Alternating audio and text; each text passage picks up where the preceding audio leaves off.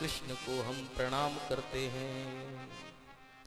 द्वितीय श्लोक में श्री सुखदेव जी महाराज की वंदना करी। यम प्रव्रजन्तमनुपेतमपेत कृत्यम द्वैपायनो विरह कातर आजुहाव पुत्रेति तन्मयतया तरवो विनेदो तम सर्वभूत हृदयं मुनिमानतोस्मि।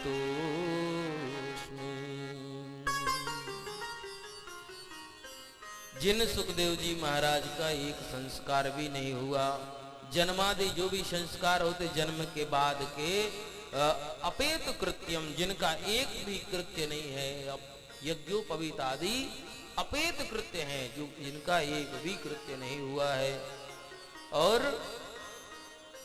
द्वैपायनो विरह कातर आजुहाव, अपेत कृत्य जो वन की ओर चले गए हैं सुखदेव महाराज, उनके लिए द्वैपायन व्यास जी महाराज पीछे पीछे जाते हैं और उनको बुलाते हैं, पुत्रम आजुहावो, पुत्रम आजुहावो, पर तम सर्वभूत हृदयम मुनिमानतोस्मि। ऐसे पुत्रेति तन्मयतया तरवो भिनेदुस्, वृक्ष तरुण ने जो है वृक्षों ने श्री सुखदेव जी की तरफ से उत्तर दे दिया है, जिसको सुन करके और व्यास जी महाराज वापस लौट करके आ जाए। ये कथा आगे सुनने को मिलेगी आपको। तो ऐसे परम वीतरागी संत शिरोमणि श्री सुखदेव जी महाराज को हम प्रणाम करते हैं। प्रेम से बोले सुखदेव जी महाराज की जय। अच्छा, यहाँ जयकारा आप लोगों को जरा, अब आज तो पहला दिन है तो कोई बात नहीं, जयकारा धीरे धीरे बोलना है 7 दिन तक, ठीक है? जयकारा जोर से नहीं बोलना है। बोले सुखदेव जी महाराज की, थोड़े और धीरे से है, ये ज्यादा जोर, थोड़ा और धीरे से है। बोले सुखदेव जी महाराज की जय हो। इसी तरह धीरे धीरे 7 दिन तक, इसी तरह धीरे धीरे जयकारा बोलनी है 7 दिन तक। तो ये कथा जो चल रही है, कहां पर चल रही है? ये पावन स्थान है जिसको कहते हैं नैमिषारण्य। नैमिषारण्य का पुण्यप्रद पवित्र तीर्थ है नैमिषारण्य। हम लोगों में से बहुत लोग होके आए, मैया गई होगी इस नैमिषारण्य। तो जो नैमिषारण्य तीर्थ है वो उत्तर प्रदेश में सीतापुर जिले में पड़ता है, लखनऊ से 100 किलोमीटर दूर की दूरी पर है और बड़ा ही पुण्यप्रद तीर्थ है। नैमिषे सूतमासेनम् अविवाद्य महामतिम् कथामृतरसास्वादा कुशलः सौनको ब्रवीत्। नैमिषे सूतमासेनम् अविवाद्य महामतिम्। नैमिषारण्य की पवित्र भूमि पर सूत जी महाराज व्यास आसन पर विद्यमान है, जो कथामृत रसास्वादन कराने में और कथामृत का रसास्वादन करने में जो है कुशल है, ऐसे सौनक ऋषि भी जो है वहां पर विराजमान है। सौनक आदि ऋषियों ने सूत जी महाराज को जो है प्रणाम किया और सौनक जी महाराज ने सबसे पहले सूत जी महाराज की वंदना करी। क्या वंदना करी? यज्ञानध्वांत विध्वंस कोटि सूर्य समप्रभ सूताख्याहि कथा सारम मम कर्ण रसायनम। हे सूत जी महाराज, आप अज्ञान रूपी अंधकार को दूर करने में आपका ज्ञान करोड़ों सूर्यों के समान है। जिस तरह एक भुवन भास्कर भगवान सूर्य के प्रकट होते ही समस्त अंधकार चला जाता है, उसी तरह है सूत जी महाराज, जहां पर आप बैठ जाते हो वहां अज्ञान रह नहीं पाता है, क्योंकि आप ज्ञान की मूर्ति हैं। महाराज, यह घोरे कलौ प्रायो जीवश्चासुरतांगता क्लेशाक्रांतस्य तस्यैव शोधने किं परायणम्। इस घोर कलिकाल में जीव प्रायः आसुरी वृत्ति में लीन हो गए हैं और अपने ही द्वारा किए हुए क्लेश से, अपने ही द्वारा किए हुए पाप से भयभीत हैं, आक्रांत हैं और शोधने किम परायण। जब व्यक्ति भयंकर वाले पाप कर लेता है तो पाप करके और उसके जो है मन में कई तरह के भय उत्पन्न हो जाते हैं।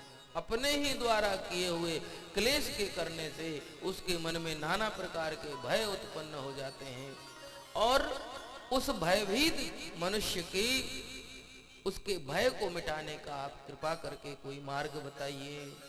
तो क्लेशाक्रांतस्य तस्यैव शोधने किं परायणम्। आप इसका शोधन करके बताइए। और श्रेयसाम यद भवेत् श्रेयः पावनानां च पावनम् कृष्ण प्राप्तिकरं सस्वत् साधनं तद्वदाधुना। कृष्ण की प्राप्ति हो जाए ऐसा साधन भी आप बताइए, क्योंकि प्रभु एक बात हम जानते हैं कि चिंता मणिर्लोक सुखम सुरद्रुः स्वर्ग संपदम। चिंता मणिर्लोक सुखम सुरद्रुः स्वर्ग संपदम प्रयच्छति गुरुः प्रीतो वैकुंठम योगी दुर्लभम। किसी को अगर चिंतामणि प्राप्त हो जाए, सौनकादिक ऋषि सूत जी महाराज से कहते हैं, हे सूत जी महाराज, किसी को अगर चिंतामणि लोक मिल जाए तो इस लोक के समस्त सुख उसके हो जाते हैं। चिंतामणि लोक सुखम, चिंतामणि के माध्यम से इस लोक के समस्त सुख उसको प्राप्त हो जाते हैं। और सुरद्रुः स्वर्ग संपदम, और स्वर्ग की जो संपदा है, स्वर्ग के जो सुख हैं, अगर किसी को कल्प वृक्ष मिल जाए तो कल्प वृक्ष के कारण से स्वर्ग के समस्त सुख उसके हो सकते हैं, सारी संपदा उसकी हो सकती है। पर प्रयच्छते गुरु प्रीतो, और अगर गुरु की कृपा हो जाए तो वैकुंठम योगी दुर्लभम, अगर गुरु की कृपा हो जाए तो योगियों के लिए भी दुर्लभ वो वैकुंठ की प्राप्ति सहज हो जाती है, सहज में वैकुंठ की प्राप्ति हो जाती है। महाराज, तो गुरु की कृपा, और आप यहाँ पर आ गए हैं तो प्रभु निश्चित रूप से हमारे जीवन में सदा आनंद होना है। तो सूत उवाच, सूत जी महाराज कहते हैं, प्रीति सौनक चित्ते ते यतो बच्मी विचार्य चा सर्व सिद्धांत निष्पन्नम संसार भयनाशनम। हे सौनक जी, आपके प्रेम में, आपकी भक्ति में हम विचार करके सर्व प्रकार के सिद्धांतों को जो है सार है और संसार के भय को मिटाने वाला है, भक्ति को बढ़ाने वाला है, कृष्ण की प्राप्ति कराने वाला है, और तो और काल ब्याल मुखग्रास त्रास निर्नाश हेतवे, जो काल रूपी महाव्याल के मुख में पड़े हुए उन समस्त प्राणियों को अभय प्रदान करने वाला है। और महाराज, श्रीमद् भागवतम शास्त्रम कलौ कीर्ण भाषितम। और जो मुझे श्री सुखदेव जी के मुख से हमको जो अमृतमय कथा भागवत के रूप में प्राप्त हुई थी, वही कथा हम आप सब लोगों को सुनाने वाले हैं। और महाराज यहाँ पर जो है भागवत की महिमा को सूत जी महाराज कहते हैं, ये भागवत कोई साधारण नहीं है। भागवत को तुम सामान्य मत मानना, क्योंकि परीक्षिते कथा वक्तुम सभायां संस्थिते सुखे सुधा कुंभं गृहीत्वैव देवास्तत्र समागमन। एक बार जब महाराज परीक्षित को श्राप लग गया 7 दिनों में मरने का, तो 7 दिनों में जो मरने का श्राप लगा परीक्षित जी को, तो सुखदेव स्वामी उनको श्रीमद् भागवत रूपी अमृत पिलाने के लिए जा रहे थे। तो सुधा कुंभम गृहीत्वैव देवा सत्र समागमन, एक अमृत का कलश लेकर के और देवता लोग सुखदेव जी के सामने पहुंच गए। और सुखम नत्वा वदन सर्वे स्वकार्य कुशलाः सुराः कथा सुधाम प्रयच्छस्व गृहीत्वैव सुधामिमाम।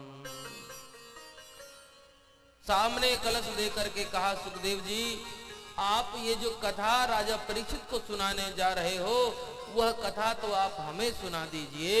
और ये जो अमृत है ना, इस अमृत का प्रभाव है, जो इस अमृत को पान कर लेता है फिर उसको जो है मौत नहीं मार सकती, उसको कुछ नहीं होगा। इसलिए ये अमृत आप ले जाओ, राजा परीक्षित को पिला दो, और जो राजा परीक्षित को कथा सुनानी है वो हमको सुना दो। तो यहाँ पर सुखदेव स्वामी ने इंद्र आदि देवताओं की जो है हंसी उड़ाई कि भक्तांस्तांश्च विज्ञाय ना ददौ सा कथामृतम श्रीमद्भागवती वार्ता सुराणामपि दुर्लभा। अभक्त जान करके कि तुम जो है कथा पान करने के अधिकारी नहीं हो, तुम इसका कथा का सौदा कर रहे हो, तुम बहुत सस्ते मूल्य में और परम मूल्यवान वस्तु को लेना चाहते हो।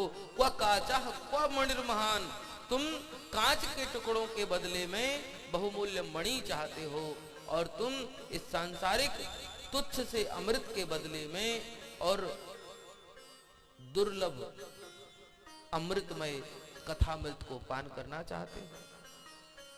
महाराज उनको वहां से जाने को कह दिया, हंसी उड़ा दी। इससे ये सिद्ध हो गया कि हम धरतीवासियों को तो ये कथा सुलभ है, पर ये कथा जो है स्वर्ग में लोगों के देवताओं के लिए भी दुर्लभ है। ऐसी अमृतमयी कथा, हम सब मनुष्य बड़ भागी हैं कि हमको ऐसी भगवान की अमृतमयी कथा सुनने का अवसर प्राप्त हो रहा है। तो यहाँ पर एक बार सुंदर सा आख्यान यहाँ सुनाया गया है, जिसमें नारद जी का और सनकादिक मुनियों का सुंदर आख्यान है, और भक्ति महारानी की सुंदर अद्भुत कथा है, ज्ञान वैराग्य की अद्भुत कथा है। इस कथा को जो है बड़े सुंदर तरीके से सूत जी महाराज ने गाया है, सौनकादिक ऋषियों ने इसको बहुत अच्छे से श्रवण किया है। एक बार की बात है, एकदा ही विशालायाम चत्वार ऋषयो मलाः सत्संगार्थं समायाता दद्रसुस्तत्र नारदम। विशालापुरी बद्रीनाथ धाम की बात है। वहां पर 4 ऋषि, जिनका नाम है सनक, सनंदन, सनातन और सनत कुमार, वो चारों ऋषि जो है वहां पर बैठ करके और सुंदर आनंद की बातें हो रही थी, सत्संग की बातें हो रही। और तभी उन चारों ऋषियों को नारद जी महाराज दिखे। कैसे दिखे? एकदम भागते भागते जा रहे हैं। नारायण नारायण श्रीमन्नारायण नारायण नारायण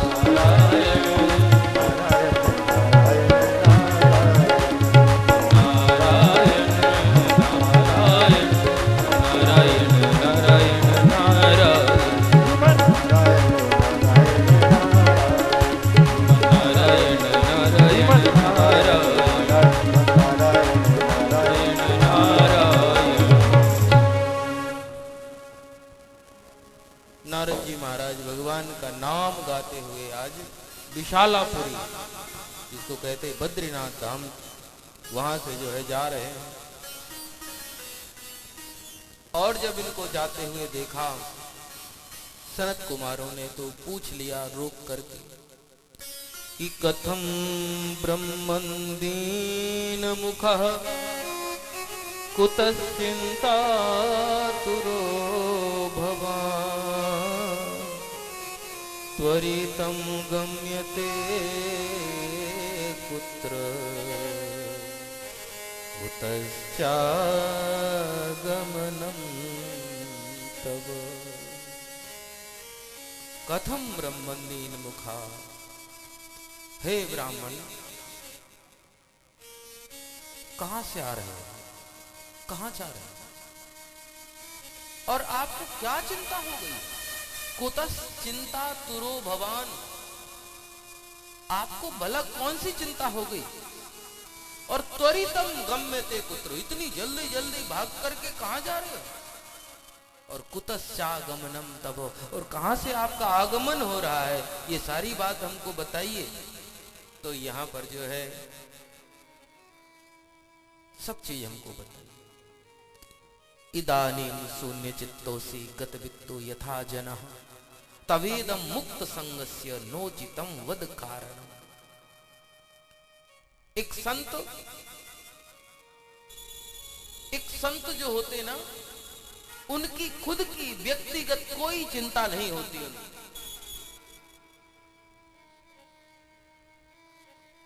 उनको खुद की व्यक्तिगत कोई चिंता नहीं, कोई दुख नहीं, कोई कामना नहीं, कोई आकांक्षा नहीं।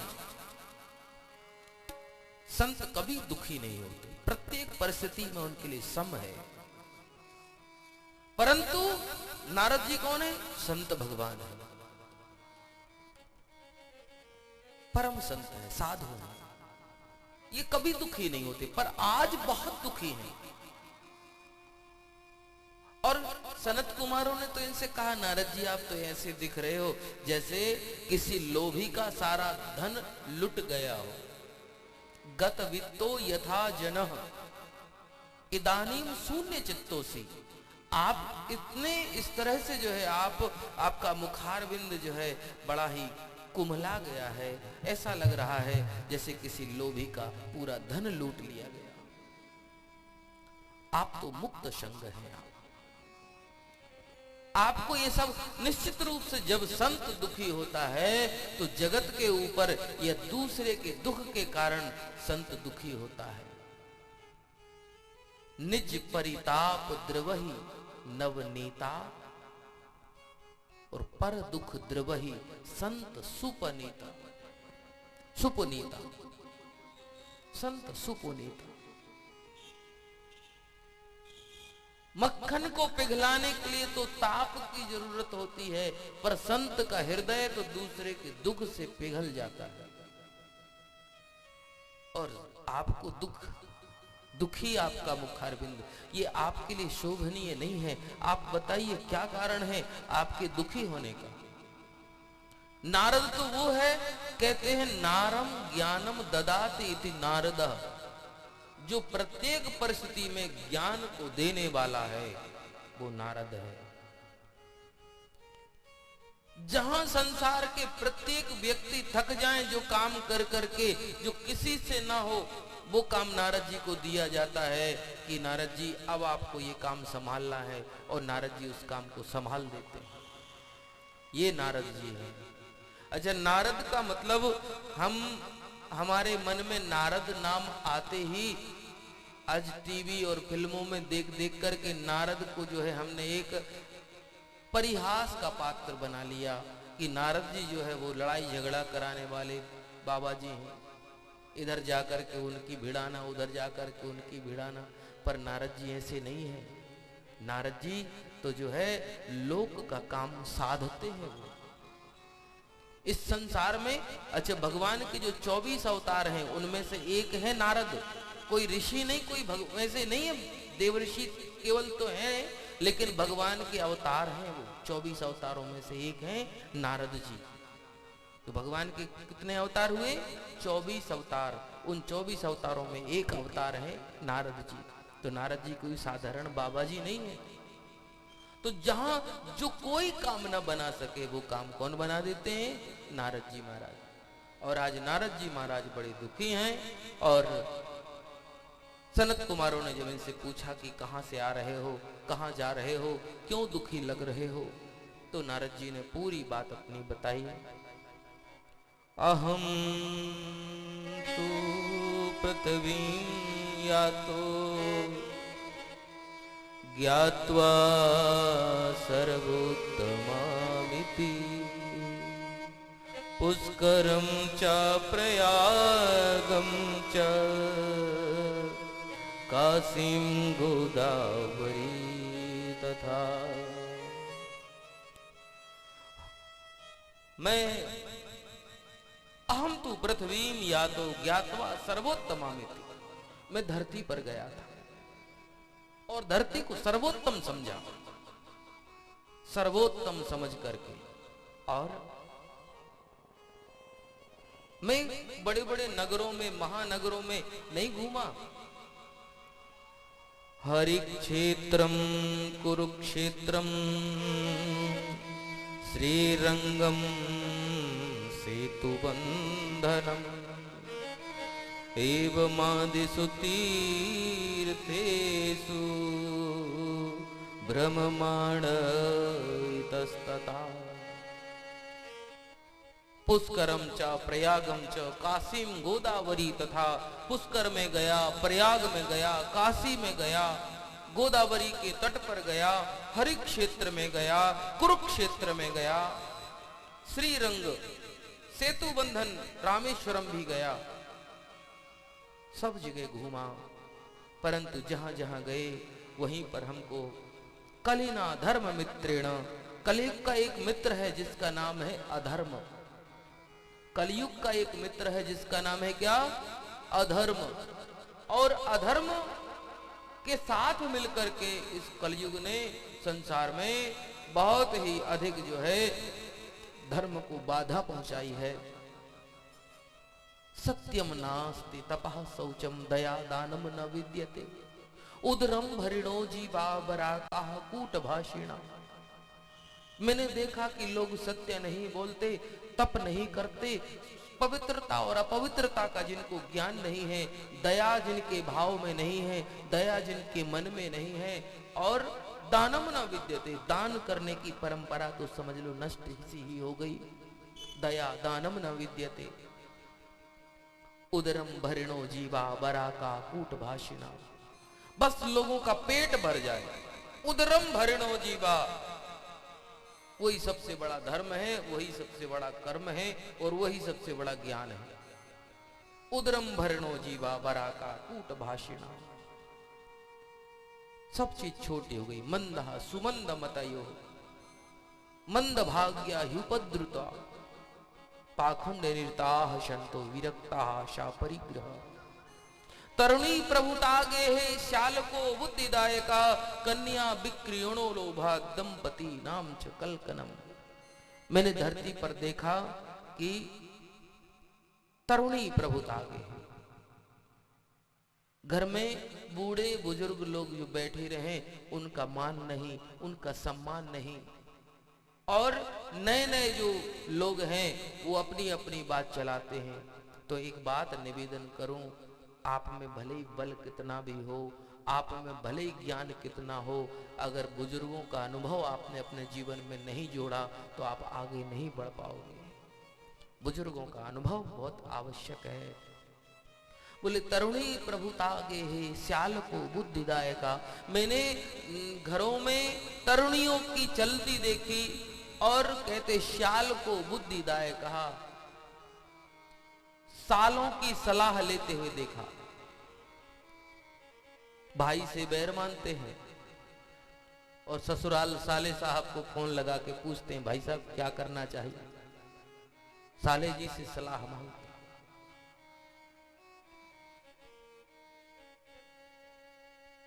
और हमारे वृंदावन में तो एक कहावत है साहब, क्या कहावत चलती है?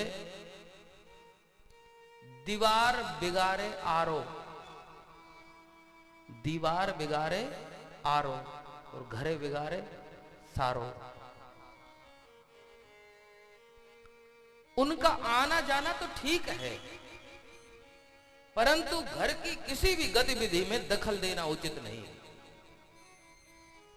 उनका सदा सम्मान होना चाहिए। लेकिन सलाह अगर किसी की लेनी हो तो वो भाई की ही लेनी चाहिए। बोले सलाह भाई की ही लो, चाहे क्यों ना बैर हो। तो शाल को बुद्धिदाय कहा। यहां पर बोला उदरम भरणो जीवा पाखंड निर्तासंतो विरक्ता सा परिग्रहा। बोले आज बड़े बड़े पाखंडियों ने, पाखंडी लोग जो है विरक्त बन करके घूम रहे हैं, और बड़े बड़े विरक्त जो है सपरिग्रही बड़ा बड़ा परिवार बना करके रहते हैं। और आश्रम यवनैरुद्दास तीर्थानि सरितस्ततः, यवनों ने बड़े बड़े तीर्थों को अवरुद्ध कर लिया। जहां जहां हमारे तीर्थ होंगे वहां यवन लोग जाकर के और अपना कब्जा जमा लेंगे। सरितस्तथा, बड़ी बड़ी नदियों के ऊपर उनका अधिकार हो गया। न योगी नई विसिद्धोवा न ज्ञानी सत्क्रियो नरा। कोई ज्ञानी नहीं दिखाई देता, कोई योगी दिखाई नहीं देता, और सत्कर्म करने वाला तो कोई दिखाई नहीं देता। ऐसा लगता है कि कली दावा नले नाद्य साधनम भस्मताम गता। ऐसा लगता है हे सनत कुमारो, ऐसे लगता है कि जैसे कलयुग रूपी दावाग्नि ने, दावाग्नि समझते हैं ना, दावाग्नि कहते हैं जो जंगल में उत्पन्न होने वाली अग्नि होती है, जो पेड़ों के घर्षण से अपने आप प्रकट हो जाती है अग्नि, और वह उत्पन्न होने वाली अग्नि पूरा जंगल जला करके राख कर देती है, उसको कहते हैं दावाग्नि। ऐसा लगता है कलयुग रूपी दावाग्नि ने समूचा जो है धर्म के समस्त मार्गों को जला दिया हो। और महाराज हम इस तरह से कलयुग के दोषों को देखते हुए आगे बढ़े, तो आगे देखते हुए जाते हैं तो क्या दिखाई देता है कि एवं पश्यन कलेर दोषा पर्यटन बनी महम यामुनम तटमापन्नो यत्र लीला हरिरभू। कलयुग के दोषों को देखते देखते हम धरती का भ्रमण कर रहे थे। ये बात कौन बोल रहा है? अच्छा कोई बताए कौन ने ये बात बोली? कोई बता सकता है क्या आप श्रोताओं में? कौन ये पूरी कथा किसको सुना रहा है? श्री नारद जी महाराज सनत कुमारों को ये बात बता रहे हैं। ये भागवत की कथा में आपको निवेदन करूं। वेद व्यास जी महाराज ने 17 पुराणों की रचना करी, महाभारत जैसे इतिहास की रचना करी। उसके बाद 18वां पुराण बनाया कौन? श्रीमद् भागवत। और इसमें संपूर्ण 17 पुराण, महाभारत जैसे इतिहास, वेदों का संपूर्ण सार श्रीमद् भागवत में डाला है। और सबसे छोटा है भागवत और अन्य पुराणों की अपेक्षा, और सबका सार इसमें भरा हुआ है। तो हम अगर इसको बड़ी तल्लीनता के साथ नहीं सुनेंगे, एक एक चेन से चेन जुड़ी है, अगर एक चेन कड़ी नहीं लग पाई तो कथा समझ में नहीं आएगी। इसलिए बड़ी तल्लीनता के साथ कथा सुनना है, ध्यान से तटस्थ होकर के मजबूती के साथ बैठ करके कथा सुनेंगे तो कथा अवश्य समझ में आएगी। और मैं निवेदन करूं, अभी बता देता हूं, 7 दिन तक कथा जो चलेगी उसमें मंच से एक भी चुटकुला नहीं बोला जाएगा। एक भी चुटकुला नहीं बोला जाएगा जिससे कि आपको हंसाने का प्रयास किया जाए, नहीं।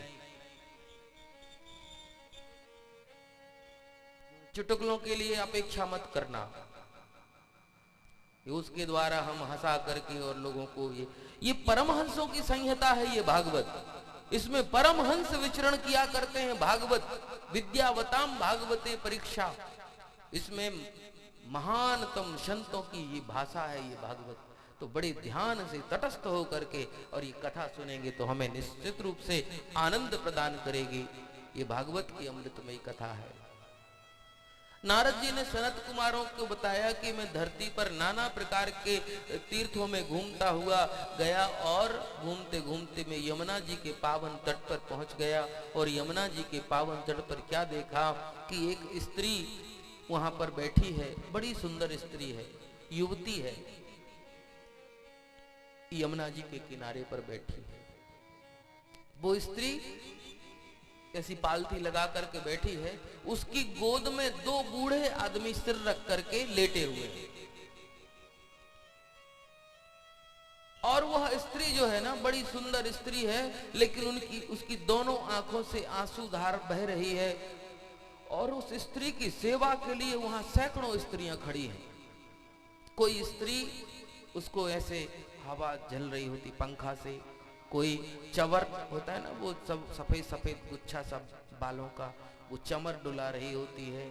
कोई जल की सेवा लिए खड़ी हुई है, कोई नाना प्रकार की सेवा लेकर के खड़ी है, लेकिन उस स्त्री को शांति नहीं मिल रही है। उसकी आंखों से अविरल अश्रुधार बहती ही जा रही है, बहती ही जा रही है। ऐसी स्थिति में मैंने जब वहां गया, नारद जी कहते हैं, मैंने उस स्त्री को रोते हुए देखा तो मैंने सोचा स्त्रियों का क्या है, इनका हृदय अत्यंत कोमल होता है। जरा सा दुख आया नहीं कि आंखों से वो दुख निकल पड़ता है आंसुओं के रूप में। तो इनका हृदय अत्यंत कोमल होने के कारण इनकी आंखों से जल्दी आंसू आ जाते हैं, इसलिए इनके स्वभाव में है ये चीज। हमें क्या करना, इनकी कोई होगी पर्सनल समस्या, कोई व्यक्तिगत समस्या। और नारद जी ने कहा, मैंने उसको रोते हुए देखा और मैं पीछे पांव वापस लौटने लगा। और मैं जैसे ही लौटने लगा तो क्या देखता हूं कि वो स्त्री तो मुझे पहचानती थी और उसने मुझे आवाज देकर बुलाया, भो भो साधु क्षणं तिष्ठ मच्चिंतामपि नाशया दर्शनं तव लोकस्य सर्वथा गरं परम। भो भो साधु क्षणं तिष्ठ, हे साधु क्षण भर के लिए रुक जाओ, मत चिंतामपि नाशया, मेरी चिंता का नाश करो। दर्शनम तव लोकस्य, आपके दर्शन करने मात्र से सर्वथा गहरम परम, समस्त प्रकार के दुख, समस्त प्रकार के पाप, समस्त प्रकार की चिंताएं दूर हो जाती हैं। तो प्रभु आप मेरे दुख को दूर करो। नारद जी ने पूछा, देवी आप कौन हो? कासी त्वम का विमोचेमा नारिया काह पद्मलोचना बददेवी सविस्तारम स्वस्य दुःखस्य कारणम। अपने दुख का कारण कहो देवी, आप कौन हो, अपना परिचय दो। तो उस स्त्री ने अपना परिचय दिया कि अहम भक्तिरिति ख्याता इमौ मे तनयौ मतौ ज्ञान वैराग्य नामानौ कालयोगेन जर्जरौ कालयोगेन जर्जरौ। मेरा नाम भक्ति है और ये मेरे दोनों पुत्र हैं जिनका नाम है ज्ञान और वैराग्य, जो मेरे गोद में सिर रख करके लेटे हुए हैं। मेरे दुखी होने का कारण ये है, अधिकांश ये देखा जाता है कि माताएं बूढ़ी हो जाती हैं और बेटे जवान हो जाते हैं, परंतु मेरे साथ उल्टा हो गया। मैं तो जवान हो गई और मेरे दोनों बेटे बूढ़े हो गए, इसलिए मुझे दुख होता है। और महाराज, घटते जरठा माता तरुणौ तनयाविति, मेरे साथ उल्टा हो गया है। नारद जी महाराज ने उनको कहा कि देवी, ये सब कुछ कलयुग के कारण हो गया है। उसी के कारण सदाचार योग मार्ग जो है, तप आदि के जो मार्ग है वो अवरुद्ध हो गए हैं, नष्ट हो गए हैं, खत्म हो गए हैं। और धीरे धीरे धीरे धीरे करके कलयुग का प्रभाव बढ़ता ही जाएगा और लोगों की इन सब कामों के प्रति उपरामता हो जाएगी। जितना मन लगना चाहिए उतना मन नहीं लगेगा लोगों का। अगर कहीं कथा वार्ता होगी तो ऐसे लोग बैठ जाएंगे, बाकी लोग कहेंगे अब चलो होते ही तो रहती हैं भागवतें, ऐसी सब जगह तो चलते ही रहते हैं, जाते ही तो रहते हैं। अभी वहाँ कथा हो रही थी, अभी वहाँ कथा हो रही थी, वहाँ भी गए थे, वहाँ भी गए। अब कितने कथा में जाए, हमें भी अपने घर के काम करने होते। लोगों को इसी तरह से उपरामता, तो चलो वहाँ राय साहब के यहाँ से निमंत्रण आया है, हाँ चले जाएंगे, एक आध दिन जब समय मिलेगा चले जाएंगे, 10 मिनट को हो आएंगे। अगर आपको पता चल जाए कि अमुक स्थान पर कथा हो रही है तो फिर ये बिल्कुल न सोचना कि हमको निमंत्रण आया है कि नहीं आया है, हमसे बोला है कि नहीं बोला है। आप भाग्यशाली होंगे जो बिना बुलाए भी अगर उस जगह पर पहुंच करके आपने कथा सुनी तो आपके जीवन का आनंद उत्पन्न हो जाएगा। और अगर हम भागवत के लिए केवल फॉर्मेलिटी, केवल औपचारिकता मान करके हम कथा सुनने के लिए गए तो आपका सुनना ना सुनना कोई अर्थहीन रहा, वो कोई अर्थ नहीं निकला उसका।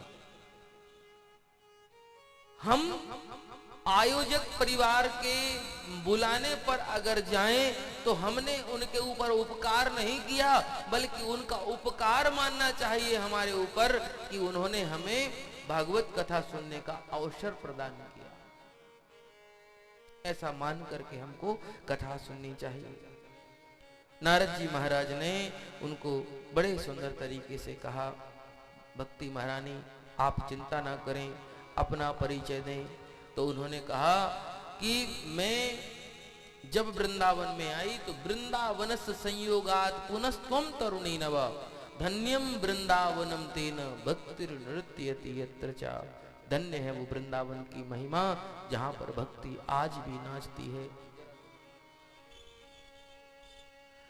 बड़ी सुंदर जो है वृंदावन की महिमा है। आइए वृंदावन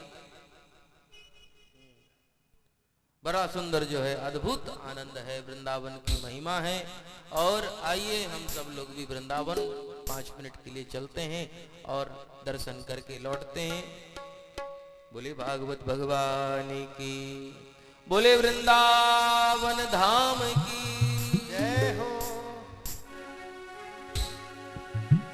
जरा चल के वृंदावन देखो, जरा चल के वृंदावन देखो, श्याम बंसी बजाते मिलेंगे। जरा चल के वृंदावन देखो, बंसी बजाते मिलेंगे। जरा चल के वृंदावन वृंदावन देखो, राम बंसी बजाते मिलेंगे। झोलती में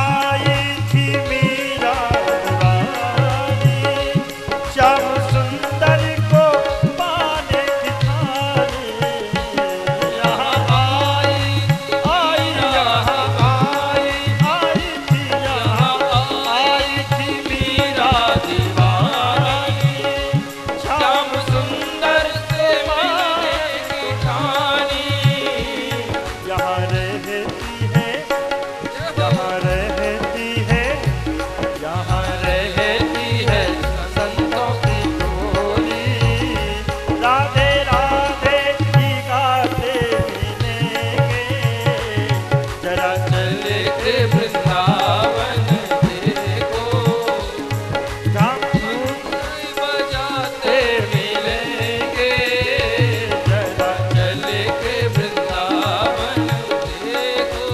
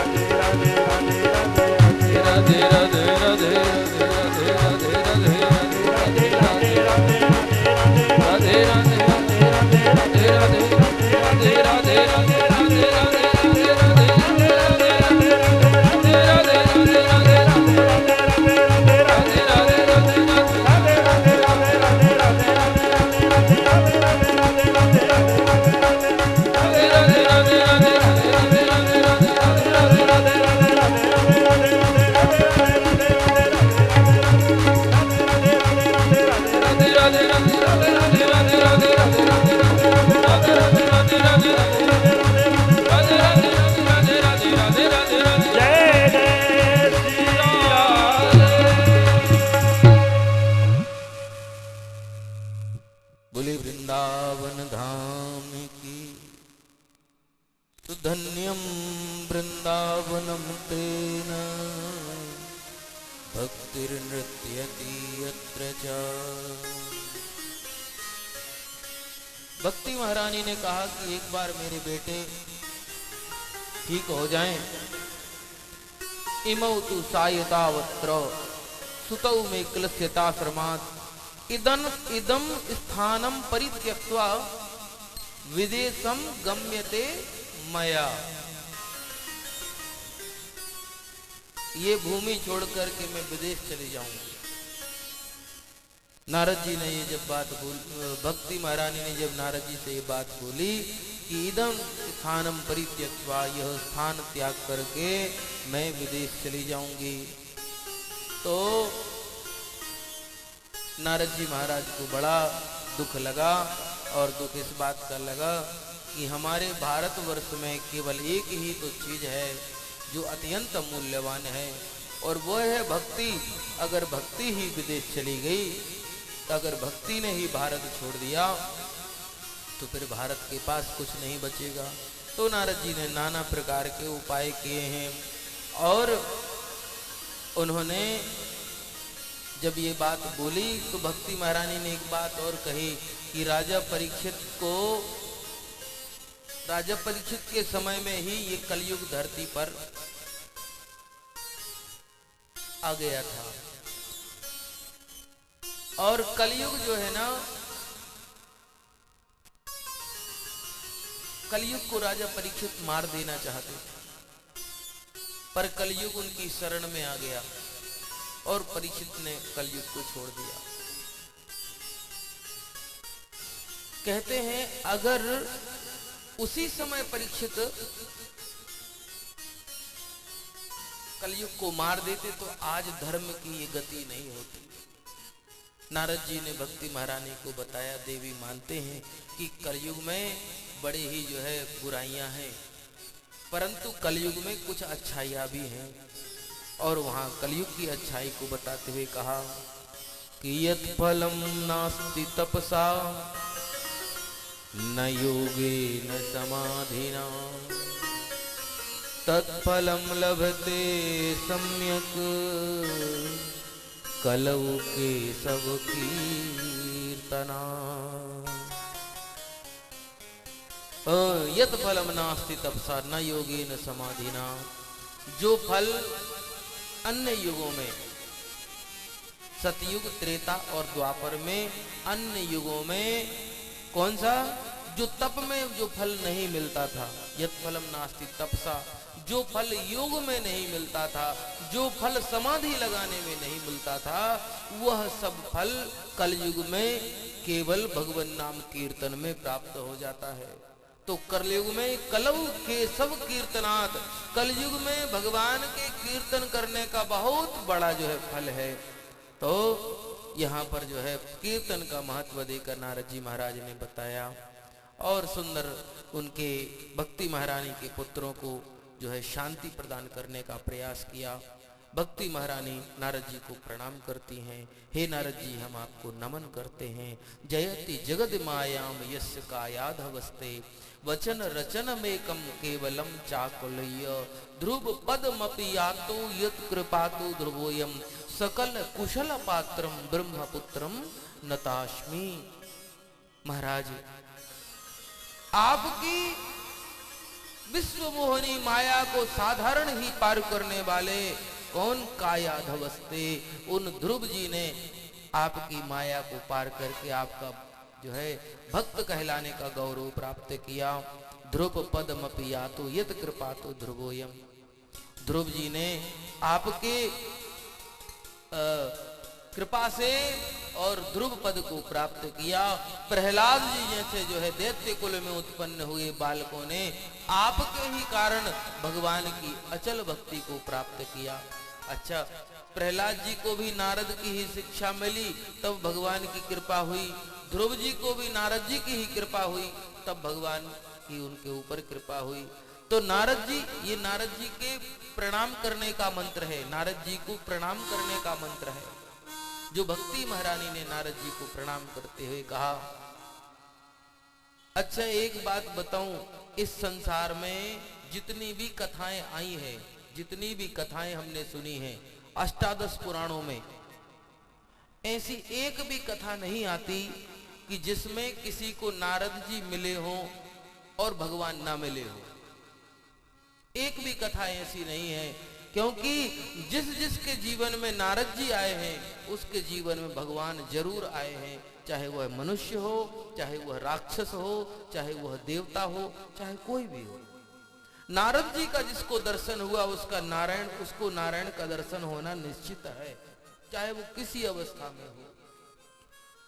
तो भक्ति महारानी ने नारद जी महाराज को सकल कुशल पात्रम ब्रह्मपुत्रम नतास्मि, आप सभी प्रकार के योग्य और भगवान को मिलाने में सहायक हम आपको प्रणाम करते हैं। हे ब्रह्मा जी के पुत्र, हम आपको प्रणाम करते हैं। और यहाँ पर श्री नारद जी महाराज ने भक्ति महारानी से कहा, वृथा खेदयसे बाले अहो चिंतातुरा कथम, श्री कृष्ण चरणाम्भोजं स्मर दुःखं गमिष्यति। हे बाले, वृथा ही खेद करती हो, इतना व्यर्थ में ही दुख करती हो। अहो चिंतातुरा कथम, किस बात की तुमको चिंता है? श्री कृष्ण चरणाम भोजम स्मर दुखम गमिष्यति, उन भगवान श्री कृष्ण के चरणों को एक बार चिंतन तो करो, सुन करके तुम्हारे समस्त दुख दूर ना हो जाएं तो कहना, है ना? क्योंकि द्रौपदी च परित्राता येन कौरव कस्मलात् पालिता गोप सुंदरिया स कृष्ण क्वापि नो गतः। द्रौपदी चा परित्राता, भरी सभा में द्रुपद दुलारी कृष्ण द्वारिका नाथ पुकारी, वो बढ़ गया चीर अपार। वो द्रौपदी जो थी ना, जिसको जुए में महाराज युधिष्ठिर ने दाव पर लगा दिया, दाव हार चुके थे। जैसे ही द्रौपदी का जो दाव लगा था वो हारे, तो दुर्योधन दुशासन आदि अट्टहास करके हंसते हुए सभा में खड़े हो गए और अपनी जंघाओं पर हाथ पटकते हुए, और मित्र अपने छोटे भाई दुशासन को दुर्योधन आदेश देता है कि जाओ द्रौपदी को पकड़ करके यहाँ पर लाओ। अब ये पांचों पांडव, ये द्रौपदी हमारे दासी बन गए हैं, हमारे दास बन गए हैं, इनको हमारी दासत्व स्वीकार करना पड़ेगा। उस समय जब दुशासन द्रौपदी को लेने के लिए पहुंचा, उस समय द्रौपदी अपनी केस पास संभाल रही थी, अपनी चोटी बना रही थी, और दुशासन उसी समय पहुंचा और उनके केस जो है वो बंधे नहीं थे, चोटी नहीं बन पाई थी, उनको बनाने का प्रयास कर रही थी, और खुले केसों को ही पकड़ करके और दुशासन घसीटता हुआ उस कौरवों की सभा में लाया, और जो है द्रौपदी के ऊपर जो है जबरदस्ती बलपूर्वक लाया। और दुर्योधन ने आदेश किया, अरे दुशासन, इसके वस्त्र हरण करके इसको मेरी जंघा पर बिठाओ।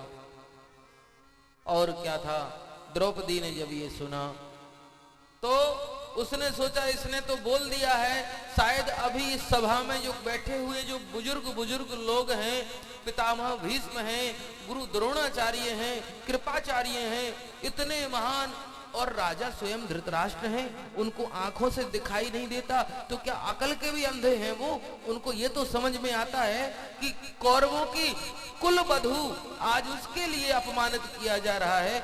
ऐसी बकवास करने वाली जिह्वा को तो कोई भी अभी काट देगा। द्रौपदी ने यही सोचा, कोई भी अभी तुरंत दुर्योधन को डांट लगाएगा कि तुम्हारी इतनी हिम्मत कैसे हुई ये सब बोलने की। परंतु दुर्भाग्य, कोई नहीं बोला, सब चुप रहे। यहां तक कि द्रौपदी ने स्वयं जाकर के सबको कहा, हे पितामह भीष्म, मेरी रक्षा करो, हे कृपाचार्य, हे कुलगुरु कृपाचार्य, आप मेरी रक्षा करो, हे द्रोणाचार्य, आप मेरी रक्षा करो। सारे जो है लोगों के पास गई, पर किसी ने इसकी एक बात नहीं सुनी। और आज जो है द्रौपदी का जो है वस्त्र पकड़ लिया, साड़ी को पकड़ लिया दुशासन ने, और द्रौपदी के वस्त्र को खींचने लगा। उसने सोचा चलो कोई मेरी रक्षा नहीं कर रहा है, मेरे पति तो खुद को हार चुके हैं इसलिए वो नहीं उठ रहे हैं, ये लोग भी न जाने कौन सी जो है वचनबद्ध हो चुके हैं, इस दुष्ट की महत्वाकांक्षा में इसका सहयोग करने में लगे हुए हैं, तब भी मैं क्षत्राणी हूं, आत्मरक्षा करना मेरा धर्म है क्षत्राणी का। और इसने अपने वस्त्र को बड़ी ताकत के साथ में, शक्ति के साथ में पकड़ लिया। जब तक बल रहेगा इस दुष्ट